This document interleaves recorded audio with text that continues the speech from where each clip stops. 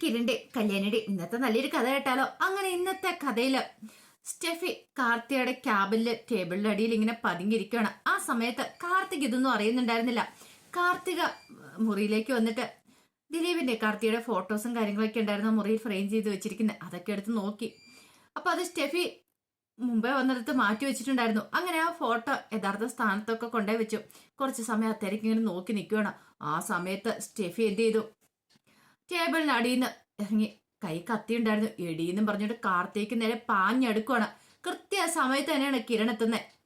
കിരൺ കത്തിയുമായിട്ട് ചെല്ലുന്ന സ്റ്റെഫി ഒറ്റ തൊഴിയായിരുന്നു. അവള് തെറിച്ചുപോയി. പക്ഷെ അങ്ങനെ വിട്ടുകൊടുക്കാൻ ഒരുക്കുമായിരുന്നില്ല സ്റ്റെഫി. വീണ്ടും കാർത്തിക്ക് നേരെ പാഞ്ഞെടുക്കുവാണ്. സ്റ്റെഫി അവിടെ ഇടിച്ചിഞ്ച പരുവാക്കാണ് കിരൺ. അവളും നല്ല കൈക്കരുത്തുള്ളവളായിരുന്നു. അങ്ങനെ പെട്ടെന്ന് വിട്ടുകൊടുക്കാൻ തയ്യാറായിട്ടുണ്ടായിരുന്നില്ല. ഈ സമയത്താണ് ലക്ഷ്മിയമ്മ അങ്ങോട്ടൊക്കെ ഓടി വരുന്നത്. എന്താ മോനെന്ന് ചോദിച്ചിട്ടുണ്ട്. അപ്പോഴാണ് സ്റ്റെഫിയെ കാണുന്നത്. ഇവളെങ്ങനെ ഇവിടെ വന്നു? ലക്ഷ്മിയമ്മ ഒരു കാര്യം ചെയ്യാം, എത്രയും പെട്ടെന്ന് ഇവളുടെ കൈയും കാലും ബന്ധിക്കാനുള്ള കയറോ എന്തേലും തരാമെന്ന് ചോദിച്ചു. അങ്ങനെ ലക്ഷ്മിയമ്മ പോയി ഒരു കയറൊക്കെ എടുത്തോണ്ട് കൊടുത്തു. സ്റ്റെഫിയുടെ കൈയും കാലും ഒക്കെ ബന്ധിച്ച് വായിക്കകത്തേക്ക് ഒരു തുണിയും കൂടെ തിരികെ വെച്ചു. അല്ല മോനെ, ഇവളെങ്ങനെ ഇവിടെ വന്നു? ഒന്നും അറിയില്ലല്ലോ എന്ന് പറഞ്ഞു. ലക്ഷ്മിയമ്മ ഇവള് കരുതിയത് ഇവൾക്ക് മാത്രം ബുദ്ധിയുള്ളെന്നാ. പക്ഷേ മറ്റുള്ളവർക്കും ബുദ്ധിയുണ്ടെന്നുള്ള കാര്യം ഇവള് മനസ്സിലാക്കിയില്ല. ഇവൾക്ക് പെട്ടെന്ന് തന്നെ ഗംഗാപ്രസാദിന്റെ അടുത്തേക്ക് പോകാൻ ധൃതിയായെന്ന് പറഞ്ഞു. ഇവളുടെ വിചാരം എന്തായിരുന്നു അറിയാവോ? ശത്രുക്കളെയൊക്കെ തീർത്തിട്ട് ഗംഗാപ്രസാദിന്റെ അരിയിലേക്ക് പോകാന്ന്, ജയിലിലേക്ക് പോകാന്നല്ലേ ഇവള് വിചാരിച്ചുകൊണ്ടിരുന്നേ. ശത്രുക്കളെ തീർത്തിട്ട് പോകാന്ന് കരുതിയിട്ട് ഇവള് ഇങ്ങോട്ടേക്ക് വന്ന. അല്ല മോനെ, അതൊക്കെ നീ എങ്ങനെ? ഞാനിവിടെ CCTV വെച്ചിരിക്കുന്ന വെറുതെയാണോ? എനിക്കറിയായിരുന്നു ഇവൾ ഇതുപോലെ എന്തെങ്കിലും തന്ത്രം മെനയൂന്ന്. അതുകൊണ്ട് ഞാൻ അതൊക്കെ നോക്കിയായിരുന്നേ. അങ്ങനെ നോക്കുന്ന സമയത്താണ് രാവിലെ ലാപ്ടോപ്പ് എടുത്ത് നോക്കുന്ന സമയത്ത് ഇവളും കൂട്ടും ഇങ്ങോട്ടേക്ക് മതിൽ ചാടി വരുന്ന കണ്ടത്. അപ്പോഴേ എനിക്കറിയായിരുന്നു ഇവിടെ ഇവിടെ ഉണ്ടാവുമെന്ന്. എന്നാലും മോനെ, ഞാൻ അത്രയ്ക്ക് പ്രതീക്ഷിച്ചില്ല. കാരണം ഇവിടെ 2 സെക്യൂരിറ്റിയും കാര്യങ്ങളൊക്കെ ഉണ്ടല്ലോ. അപ്പൊ അതുകൊണ്ട് ഇവിടെ കയറി പറ്റിയിരിക്കുമെന്ന് ഒരിക്കലും ഞാൻ പ്രതീക്ഷ പോലും ഇല്ലാന്ന് ലക്ഷ്മിയമ്മ പറഞ്ഞു. ലക്ഷ്മിയമ്മയ്ക്ക് അറിയത്തില്ലാത്തോണ്ടാ ഇവളുടെ സ്വഭാവത്തെക്കുറിച്ചൊക്കെ. എടി, നീ ഞങ്ങളെ അത്ര ചെറുതായിട്ട് കാണാൻ പാടില്ലായിരുന്നു. നീ എന്താ വിചാരിച്ചോണ്ടിരുന്നേ? വന്ന സ്ഥിതിക്ക് ഇനിയിപ്പൊ ഗംഗാപ്രസാദിന്റെ അടുത്തേക്ക് തന്നെ നിന്നെ വിട്ടേക്കാം. അപ്പോഴേക്കും ലക്ഷ്മിയമ്മ ചോദിച്ചു, അല്ല മോനെ, ഇവളെ എങ്ങോട്ടേക്ക് കൊണ്ടുവരാൻ പ്ലാൻ എന്ന് ചോദിച്ചു. അതൊക്കെ ഞാൻ ചെയ്തോളാം ലക്ഷ്മിയമ്മ.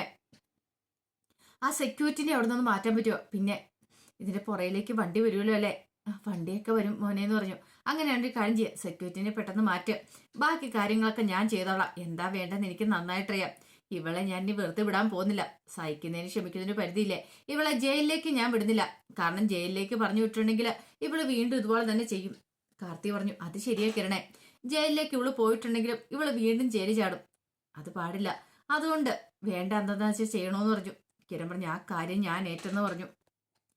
പിന്നീട് കിരണും രതീഷും കൂടെ കാറിനകത്ത് സ്റ്റെഫിയെ കൊണ്ട് പോകണം. അപ്പൊ സ്റ്റെഫിയെ കൈയും കാലും ഒക്കെ ബന്ധിച്ച് ഡിക്കിക്കകത്ത് ഇട്ടിരിക്കുക. പാതിരാത്രി സമയമായിരുന്നു. ആ സമയത്ത് രതീഷ് പറഞ്ഞു, സാറേ ചെക്കിങ് മറ്റോ കാണുമോ? പോലീസ് പിടികൂടിയിട്ടുണ്ടെങ്കിൽ. ചെക്കിങ് ഉണ്ടാവട്ടെ രതീഷെ, പോലീസ് പിടികൂടുകയാണെങ്കിൽ അവളെ നമ്മൾ കൈയും കാലും ബന്ധിച്ച് ഡിക്കിക്കകത്ത് ഇട്ടിരിക്കുമല്ലേ. ഇവള് പിടികിട്ട പുള്ളിയെന്നറിയാലോ. കാരണം ജയിലിൽ ചാടിക്കഴിഞ്ഞതിന് ശേഷം ഇവളെക്കുറിച്ച് ഒരു വിവരമില്ല. അവ പോലീസിനെ കിട്ടിയിട്ടുണ്ടെ പിന്നെ പറയേണ്ട കാര്യമില്ലോ. അതോർത്ത് നീ പേടിക്കൊന്നും വേണ്ടാന്ന് പറഞ്ഞു. ഇനി ഇതിന്റെ പേരിൽ എന്തെങ്കിലും പൊല്ലാപ്പുണ്ടാവോ? ഉണ്ടാകട്ടെ രതീഷെ, ഉണ്ടാവുകയാണെ ഉണ്ടാകട്ടെ. ശത്രുക്കളൊന്നും ഇങ്ങനെ വെച്ചോണ്ട് നിന്നിട്ട് കാര്യമില്ല. ഇവരെയൊക്കെ തീർക്കണമെന്ന് എന്റെ മനസ്സ് പറയണേ. ആ ഗംഗാപ്രസാദ് എന്ന് പറയുന്ന ദുഷ്ടനെ ഒരിക്കൽ ഞാൻ വിട്ടു. അതിന്റെ ബലം എനിക്ക് കിട്ടി. അതുകൊണ്ടാണല്ലോ കാർത്തിക് ലക്ഷ്മിയമ്മയ്ക്കൊക്കെ കുറെ പ്രശ്നങ്ങളും കാര്യങ്ങളൊക്കെ ഉണ്ടായത്. ദിലീപിന്റെ അച്ഛൻ നഷ്ടപ്പെട്ടത്, എന്റെ അമ്മ നഷ്ടപ്പെട്ട്, അങ്ങനെ കുറെ പ്രശ്നങ്ങൾ. ഇനി അത് ഒരിക്കലും ഉണ്ടാകാൻ പാടില്ല. അതുകൊണ്ട് ശത്രുക്കളെയൊക്കെ നിഗ്രഹിക്കണം. ഇവൾക്ക് വേണ്ടത് കൊടുക്കണം. ഇവിടെ ഗംഗാപ്രസാദിന്റെ അരിയിലേക്ക് തിരിച്ചു വരണം. പോലീസ് പിടികൂടിയില്ലെങ്കിൽ നമ്മൾ ഉദ്ദേശിച്ച പോലെ തന്നെ കാര്യങ്ങൾ നടക്കും. നമ്മൾ ഉദ്ദേശിച്ച ലക്ഷ്യത്തിലേക്ക് എത്താനും നമുക്ക് സാധിക്കുമെന്ന് പറഞ്ഞു. അങ്ങനെ കിരണും രതീഷും കൂടെ ഒടുവില് നേരെ വേലുവിന്റെ അടുത്തേക്കാണ് പോകുന്നത്. കുറച്ച് കഴിഞ്ഞപ്പോ കിരണും രതീഷും വേലുവിന്റെ അടുത്തേക്ക് എത്തി. വേലു പുഴക്കരയെ കാത്തു വയ്ക്കുന്നുണ്ടായിരുന്നു. അങ്ങനെ അവിടെ എത്തിക്കഴിഞ്ഞ് വേലു രതീഷിനോട് പറഞ്ഞു, അല്ല പ്രശ്നമൊന്നും ഉണ്ടായല്ലോ അല്ലേന്ന് ചോദിച്ചു. അപ്പോഴേക്കും കിരൺ പറഞ്ഞു, ഞങ്ങൾക്ക് വഴിയില് പേടിയുണ്ടായിരുന്നു, പോലീസുകാരുടെ ചെക്കും കാര്യങ്ങളൊക്കെ ഉണ്ടാവുമെന്ന്. അതുകൊണ്ട് ഞങ്ങൾ വഴി തിരിച്ചുവിട്ട ഇവിടേക്ക് വന്നേന്ന് പറഞ്ഞു. അവള് ഡിക്കിക്കകത്തുണ്ട്. അവളെ എത്രയും പെട്ടെന്ന് നമുക്ക് അക്കരെ എത്തിക്കണം. എന്നിട്ട് വേണം ബാക്കി കാര്യങ്ങളൊക്കെ നടപ്പാക്കാനെന്ന് പറഞ്ഞു. പിന്നീട് എന്ത് ചെയ്തു, വെയിലൊക്കെ പോയി ഡിക്കി തുറന്ന് നോക്കണം. അവൾ ഡിക്കകത്ത് ഇങ്ങനെ കിടക്കുകയാണ്. അവൾക്കടം ഭ്രാന്ത് പിടിക്കുന്ന പോലെയായിരുന്നു. ബായ്ക്കകത്ത് തുണി തിരിയിക്കുന്നുണ്ട്, ഒന്നും പറയാനും പറ്റില്ലല്ലോ. അപ്പോഴേക്കും വേലു പറഞ്ഞു, നീയാള് കൊള്ളാലോടി. ആ ഗംഗാപ്രസാദ് എന്ന് പറയുന്ന വൃത്തികെട്ടവന് വേണ്ടിയിട്ടാണല്ലോടി നീ ഇതൊക്കെ ചെയ്യുന്നേ. നിനക്ക് നാണം ഉണ്ടെന്ന് നീ ഇങ്ങനെ ചെയ്യില്ല. അവൻ എന്താന്ന് നിനക്ക് അറിയത്തില്ലായിരുന്നില്ലേ? മനസ്സിലാക്കുന്ന സമയം നീ വരാൻ പോകുന്നുള്ളെന്ന് പറഞ്ഞു. സാരമില്ല, നിനക്ക് നന്നാവാനായിട്ട് കുറെ സമയം ഉണ്ടായിരുന്നു, പക്ഷെ നീ അത് ചെയ്തില്ല. ഇനിയിപ്പൊ നീ ഗംഗയുടെ അടുത്തേക്ക് തന്നെ പൊയ്ക്കോളാൻ പറഞ്ഞു. കിരൺ പറഞ്ഞു, അതെ, വേലു പറഞ്ഞ കേട്ടല്ലോ. ഗംഗയുടെ ശരിക്കുള്ള സ്വഭാവം എന്താ നീ മനസ്സിലാക്കിയിട്ടില്ല. പക്ഷേ മരിച്ചങ്ങോട്ട് മുകളിലേക്ക് ചെന്നുമ്പോൾ നിനക്ക് മനസ്സിലാകും എന്തായിരുന്നു അവന്. ആത്മാക്കളുടെ സ്വഭാവം മനസ്സിലാക്കാൻ എളുപ്പമാണെന്ന് പറഞ്ഞു കേട്ടിട്ടുണ്ട്. അപ്പൊ പിന്നെ അവനെ കൊല്ലാനെ, അവനെ വീണ്ടും കഴുത്തിയിരിക്കാനായിട്ട് നീ തന്നെയായിരിക്കും നടക്കുന്നത്. ആത്മാവാന്ന് പറഞ്ഞിട്ട് കാര്യമൊന്നുമില്ല. ഒരിക്കലും പിന്നെ നീ അവനെ മനസ്സിലിട്ടുകൊണ്ട് നടക്കില്ലടി. കാരണം അവൻ അതുപോലത്തെ ഒരു ക്രിമിനലാണ്. അത് മാത്രമല്ല, അവന്റെ യഥാർത്ഥ സ്വഭാവം എന്താ നീ മനസ്സിലാക്കാൻ പോകുന്നുള്ളൂ. എടി, നിനക്ക് വേണമെങ്കിൽ നന്നായിട്ട് ജീവിക്കായിരുന്നു, അതിനുള്ള അവസരം ഉണ്ടായിരുന്നു. പക്ഷെ നീ ആയിട്ട് അത് കെടുത്തി കളഞ്ഞു. അപ്പൊ നിനക്ക് ഗംഗാപ്രസാദിനോടൊപ്പം ചേരണമായിരുന്നു. ഗംഗാപ്രസാദ് മരിച്ചു കഴിഞ്ഞിട്ട് നീ ഒതുങ്ങാൻ സമ്മതിച്ചില്ലേ? അപ്പൊ നിനക്ക് അതിനുള്ള ശിക്ഷ കിട്ടുമെന്ന് പറഞ്ഞു. ഈ സമയത്ത് വേലി വെച്ചു, അല്ലെ ഇവളുടെ കൂട്ടാളികളോ? അവരൊന്നും അങ്ങോട്ടേക്ക് കയറി വന്നിട്ടുണ്ടായിരുന്നില്ല. അതുകൊണ്ടും പെട്ടെന്ന് തന്നെ ഇവളെ ഇവിടെ എത്തിക്കാനായിട്ട് പറ്റി. അവരുണ്ടായിരുന്നെങ്കിൽ കാര്യങ്ങൾ കുറച്ചുകൂടെ ബുദ്ധിമുട്ടാവുമായിരുന്നു പറഞ്ഞു. ഇവളെ ദയവായിട്ട് മുന്നിൽ എത്തിച്ച അതുകൊണ്ടാണല്ലോ. അല്ലെങ്കിൽ പിന്നെ ഇവള് വീണ്ടും കാർത്തികയുടെ ലക്ഷ്മിയമ്മയുടെ പിന്നാലെ വരത്തില്ലോ. ഇവൾക്ക് അതിന്റെ ഒരാവശ്യമില്ലായിരുന്നു. മാന്യമര്യാദയ്ക്ക് പോയി ജീവിക്കായിരുന്നു. പക്ഷേ ഇവളപ്പം ഗംഗാപ്രസാദിന് വേണ്ടിയിട്ട് മരിക്കാൻ നടക്കുമായിരുന്നു. എല്ലാവരും തീർത്തിട്ട് ഗംഗാപ്രസാദിന്റെ അരിയിലേക്ക് പോകാനായിട്ടാ ഇവള് തീരുമാനിച്ചേ. രതീഷ് പറഞ്ഞു, സാറേ, എത്രയും പെട്ടെന്ന് ഇവളുടെ കാര്യത്തിൽ നമുക്കൊരു തീരുമാനം ഉണ്ടാക്കണം, വരാൻ പറഞ്ഞു. ഈ സമയത്ത് കിരൺ പറഞ്ഞു, ഇവളെ പിടിക്കാൻ പറഞ്ഞു. വേലു പറഞ്ഞു, പിടിക്കൊന്നും വേണ്ട സാറേ, ഇവളെ ഞാൻ തന്നെ ഒറ്റയ്ക്ക് എടുത്തോളാന്ന് പറഞ്ഞു. അങ്ങനെ വേലു അവളെ തൂക്കിയെടുത്തിട്ട് പോവുകയാണ്. കിരണും രതീഷും പിന്നാലെ ചെല്ലുവാണ്. അങ്ങനെ കുറെ സമയം കഴിഞ്ഞ് കഴിഞ്ഞപ്പോഴത്തേനും വേലുവും രതീഷും എല്ലാരും കൂടെ ചേർന്നിട്ട് അവളെ ഒരു സ്ഥലത്തേക്ക് കൊണ്ടുവന്നിടുവാണ്, കൊടുങ്കാട്ടിനുള്ളിൽ. ആ സമയത്ത് എന്ത് ചെയ്യണമെന്ന് അറിയണ്ടായിരുന്നില്ല. കാരണം തന്റെ ഉദ്ദേശം നടക്കാത്തതിന്റെ ദേഷ്യം ഉണ്ടായിരുന്നു സ്റ്റെഫിക്ക്. ഈ സമയം കിരൺ പറഞ്ഞു, ഇതിനു മുമ്പ് ഒരുത്തനെ നമ്മള് ഇവിടെ ഇട്ട് വിചാരണ ചെയ്തില്ലേ, അവരിവിടെ നമ്മൾ കോടതി ഒരുക്കില്ലേ, അതുപോലെ തന്നെ ഇവൾക്കും വേണമെന്ന് പറഞ്ഞു. അങ്ങനെ ഒടുവിൽ സ്റ്റെഫിയുടെ വായിലെ തുണിയൊക്കെ അങ്ങോട്ട് മാറ്റി സ്റ്റെഫി അലറി വിളിക്കുവാണ്. വേലു പറഞ്ഞു, നീ അലറി വിളിച്ചോ, നീ എത്ര അലറി വിളിച്ചെന്ന് പറഞ്ഞാലും ഇവിടെ ആരും കേൾക്കാൻ പോകുന്നില്ലെന്ന് പറഞ്ഞു. ആ സമയം കിരൺ പറഞ്ഞു, എടി നിനക്കറിയാവോ, എന്റെ മുറപ്പെണ്ണായിരുന്നു സരയു. അവളുമായിട്ട് എന്നെ വിവാഹം ഉറപ്പിച്ച സമയത്താണ് കല്യാണി ഞങ്ങളുടെ കമ്പനിലെ ക്യാൻറ്റീനിലേക്ക് വരുന്നത്. പിന്നെ എനിക്ക് അവളെ ഇഷ്ടമായിരുന്നു.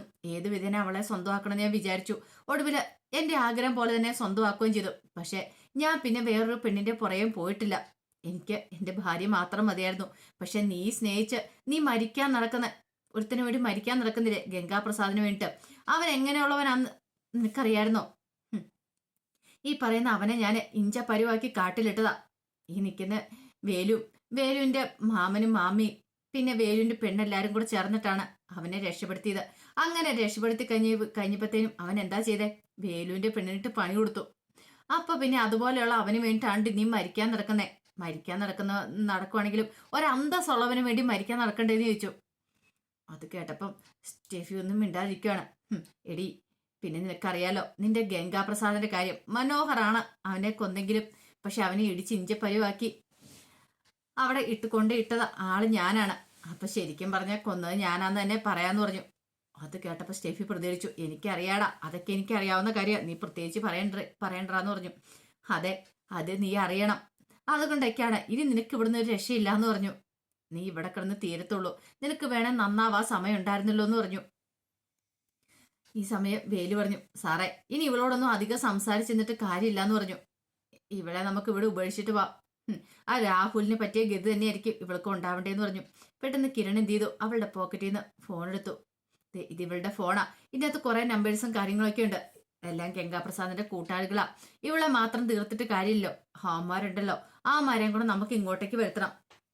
ഇവൾക്ക് കൂട്ടായിട്ട് ആമാരെയും കൂടെ പറഞ്ഞു വിടണം, എങ്കിലേ നമുക്ക് സ്വസ്ഥതയോടെ സമാധാനത്തോടെയും ജീവിക്കാൻ പറ്റുള്ളൂ പറഞ്ഞു. ഒരു കാര്യം ചെയ്യാം, ഈ ഫോണിനകത്തുനിന്ന് ഞാൻ അവന്മാർക്കും മെസ്സേജ് ഇടാം, അമ്മാരോടെ ഈ ലൊക്കേഷനിലേക്ക് വരാൻ പറയാം, എങ്ങനെയുണ്ട്? അത് ശരിയാ. വേലു, നീ ഒരു കാര്യം ചെയ്യാം, നീ ഇവളുടെ അടുത്ത് നിൽക്കണം, ഞങ്ങള് അവന്മാരെ ഒന്ന് തപ്പിയിട്ട് വരാം. പിന്നെ ഒരു കാര്യമുണ്ട്, വരാൻ താമസിച്ചിട്ടുണ്ടെങ്കിൽ ഇവളെ ഇവിടെ ഉപേക്ഷിച്ചിട്ട് നീ പോയിക്കോണം. പിന്നെ ഇവളുടെ കാര്യം മൃഗങ്ങൾ നോക്കുമെന്ന് പറഞ്ഞു. ശരി എന്ന് വേലു സമ്മതിക്കുകയും ചെയ്തു. അങ്ങനെ ഒടുവില് കിരൺ പിന്നീട് പോയിട്ട് മെസ്സേജ് ഒക്കെ അയക്കുന്നുണ്ട് ഗംഗാപ്രസാദിന്റെ കൂട്ടാളികൾക്ക്. ഈ സമയം അവന്മാര് കാത്തിരിക്കുമായിരുന്നു. സ്റ്റെഫിയുടെ കാര്യം എന്തായെന്ന് അറിയത്തില്ല. മെസ്സേജ് കിട്ടിക്കഴിഞ്ഞപ്പോഴത്തേനും ഒരുത്തം പറഞ്ഞു, ദേ സ്റ്റെഫിയുടെ മെസ്സേജ് വന്നിട്ടുണ്ട്. അവള് കൃത്യം നിർവഹിച്ചു കഴിഞ്ഞു. ചിലപ്പോൾ രാത്രി സമയത്തായിരിക്കും അവൾക്ക് പുറത്തിറങ്ങാൻ പറ്റിയിട്ടുണ്ടായിരിക്കാം. അതുകൊണ്ടായിരിക്കും ഇപ്പം മെസ്സേജ് അയക്കുന്നത്. നമ്മളോട് ഒരു ലൊക്കേഷനിലേക്ക് ചെല്ലാൻ പറഞ്ഞിട്ടുണ്ട്. ഒരു കാര്യം ചെയ്യാൻ നമുക്ക് അങ്ങോട്ടേക്ക് പോവാം. ചിലപ്പോൾ അവൾ ആ കാടിനുള്ളിലായിരിക്കും ഒളിച്ചിരിക്കുന്ന പോയി അവരെയൊക്കെ കൊന്നിട്ടെന്ന് പറഞ്ഞു. അത് ശരിയാ, എങ്കിലും ഇപ്പൊ തന്നെ പോയേക്കാന്ന് പറഞ്ഞു. അങ്ങനെ അവന്മാര് ആ ലൊക്കേഷനിലേക്ക് ചെല്ലുവാണ്. ഈ സമയത്ത് കിരണൊക്കെ കാത്തു നിൽക്കുന്നുണ്ടായിരുന്നു അവിടെ. അങ്ങനെ അവന്മാരങ്ങോട്ട് വന്നു കഴിഞ്ഞപ്പോഴത്തേനും കിരണിന്റെ വക പ്രകടനം നടത്തുവാണ്. ഈ എല്ലാത്തിനും ഇടിച്ചൊതുക്കുവാണ്. പിന്നീട് കിരൺ ചെന്നിട്ട് പറഞ്ഞു, എടാ എനിക്ക് ജീവിക്കണം, നിനക്കൊക്കെ മാത്രം ജീവിച്ചാൽ പോരാ, എനിക്ക് ജീവിക്കണം സ്വസ്ഥതയോടെ സമാധാനത്തോടെ. അതിന് നീയൊന്നും ഒരു കാരണവശാലും തടസ്സമാവാൻ പാടില്ല. അപ്പൊ പാതിരാത്രി സമയം കൂടെയായിരുന്നു. ആരും ഇതൊന്നും തൊട്ട് അറിയുന്നുണ്ടായിരുന്നില്ല. അതുകൊണ്ട് നിന്നെയൊക്കെ ഞാൻ തീർക്കാൻ പോവാ. ആ ഗംഗാപ്രസാദിന്റെ അരിയിലേക്ക് നിന്നെയൊക്കെ വിടാൻ പോവാന്ന് കിരൺ പറഞ്ഞു. അതെല്ലാം കേട്ട് കഴിഞ്ഞപ്പോൾ അവന്മാർ പേടിയോടുകൂടി കിരണിനെ നോക്കുക. അപ്പൊ അതിന്റെ വിശേഷങ്ങളൊക്കെ എന്ന് നമ്മൾ കാണുന്നത്. ഇതിന്റെ ബാക്കി വിശേഷങ്ങളുമായിട്ട് വൈകുന്നേരത്തെ പ്രമോയി വരാട്ടോ. ഒരിക്കൽ കൂടി എല്ലാവർക്കും ശുഭദിനം നേർന്നുകൊണ്ട് നിർത്തുന്നു.